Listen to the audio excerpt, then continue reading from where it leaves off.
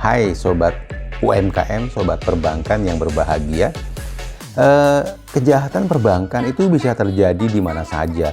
Tidak hanya di Indonesia, tapi juga terjadi di negara-negara lain yang lebih canggih, lebih besar jumlahnya, dan lebih sering.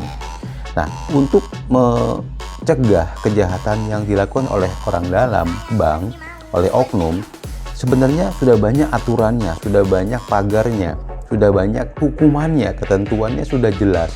Baik yang dibuat oleh perbankan itu, oleh Bank Indonesia, oleh OJK, oleh kepolisian, oleh aparat hukum, semuanya udah jelas. Baik itu dipecat maupun diberikan sanksi pidana, kurungan penjara, disuruh ngembaliin uang yang dicuri, didenda lagi, dikenakan semacam pengganti. Sudah jelas, sudah banyak, tapi nggak ada kapok-kapoknya. Nah, untuk menghindari kejahatan yang dilakukan oleh oknum perbankan, kita sebagai nasabah harus hati-hati, tidak boleh percaya begitu saja, dan juga kita juga harus sering-sering melakukan pengecekan. Contohnya, kita punya deposito besar nih. Nah, deposito ini kita harus cek ke perbankan itu ke orang yang berbeda.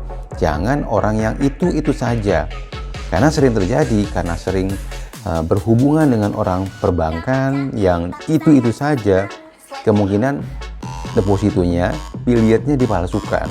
Itu contoh yang pernah terjadi di salah satu bank terkemuka di Indonesia beberapa tahun yang lalu. Karena sering ketemu, percaya begitu saja, tidak ngecek lagi ke petugas lainnya, ke atasannya, ternyata biliet depositonya palsu. Itu contoh.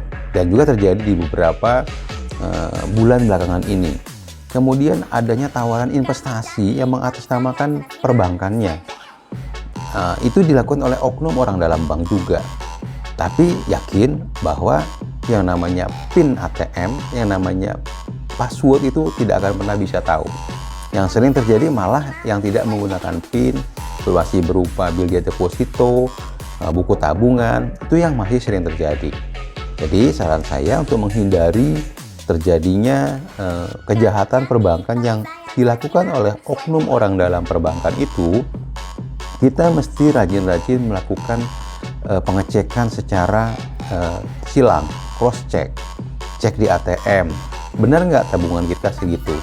Cek di petugas lain, cek di bank cabangnya lain. Jadi kita bisa yakin bahwa simpanan kita, baik berupa tabungan, deposito, giro, itu memang benar-benar tercatat dengan jumlah yang kita akui.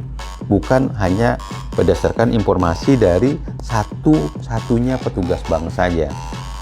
Demikian informasi ini, mudah-mudahan bermanfaat. Salam UKM, salam perbankan.